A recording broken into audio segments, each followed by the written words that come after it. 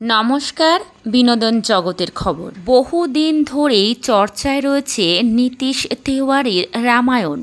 এরই হাত ধরে রাম সেজে পর্দায় ধরা দেবেন কাপুর পুত্র রণবীর, আর সীতা হয়ে উঠবেন দক্ষিণের সাই পল্লবী।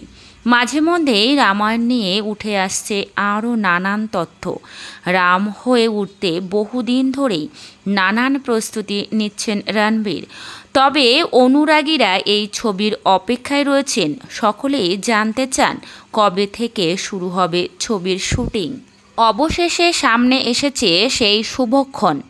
পিঙ্ক ভিলার প্রতিবেদন সূত্রে জানা যাচ্ছে চলতি এপ্রিলেই রামায়ণের শুটিং শুরু হবে। মুম্বাই ফিল্ম সিটিতেও তৈরি হয়েছে এই ছবির বিশাল ও রাজকীয় সেট, যেটি কিনা আদপে একটা গুরুকুলের সেট আপ বলে জানা যাচ্ছে। আগামী 2রা এপ্রিল থেকে ছবির শুটিং শুরু হচ্ছে বলে খবর।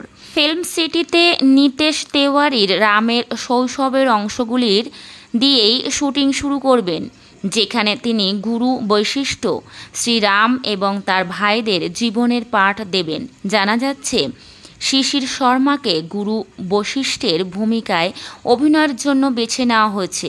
তবে রাম ও তার ভাইদের ভূমিকায় কোন শিশু শিল্পীরা অভিনয় করছেন তা আপাতত গোপন রাখা হয়েছে। মূল রামায়ণের অংশ অপরিবর্তিত রেখেই ছবিটি তৈরি করা হবে বলে জানা যাচ্ছে।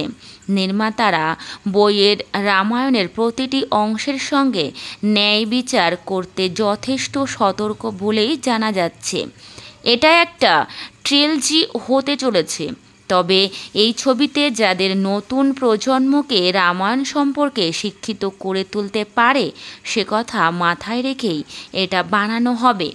যদিও মুম্বাই ফিল্ম সিটিতে যে অংশের শুটিং শুরু হবে সেই প্রথম পর্যায়ের শুটিংয়ের রণবীর উপস্থিত থাকছেন না।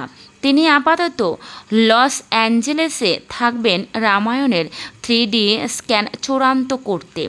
এপ্রিলের মাঝামাঝি সময় থেকে তিনি শুটিংয়ে যোগ দেবেন। খুব সম্ভবত সেটা 17ই এপ্রিল। গত কয়েক মাসে রামায়ণের 3D স্ক্যানের জন্য একাধিকবার লস অ্যাঞ্জেলেসে গিয়েছেন বলেও জানা যাচ্ছে।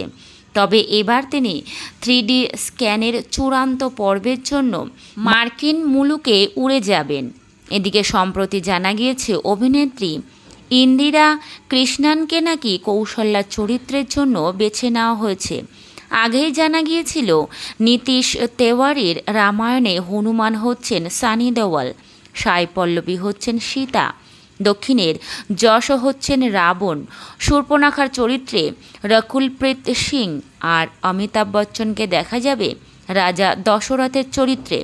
অন্যদিকে ববি দেওয়াল এবং বিজয় সেতুপতিকে যথাক্রমে কুম্ভকর্ণ এবং বিভীষণ হিসাবে দেখা যাবে।